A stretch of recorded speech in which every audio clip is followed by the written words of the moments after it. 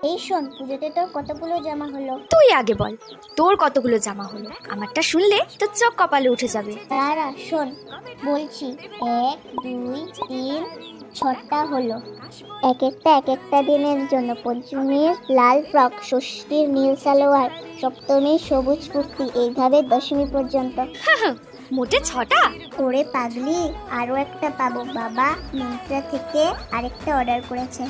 আচ্ছা তাহলে শোন, আমার কতগুলো জামা হয়েছে জানিস? কত বল না। না মানে আসলে বাদ দে, পরে দেখিস। মা, ও মা, তুমি জানো তিতলির 6টা জামা হয়েছে। ওর বাবা বলেছে আর একটা কিনে দেবে। আর আমার শুধু 2টো কেন? ওরে পাগলি, এত জামা দিয়ে কি করবি বলতো? বরং বল এবার কোন কোন পুজোর প্যান্ডেল দেখতে যাবি? হ্যাঁ দিদি, আমি তো লিস্ট করে ফেলেছি। প্রথমে যাব শ্রীভূমি, এরপর যাব। চুপ কর, তোর 5টা জামা হয়েছে, তুই একদম কথা বলবি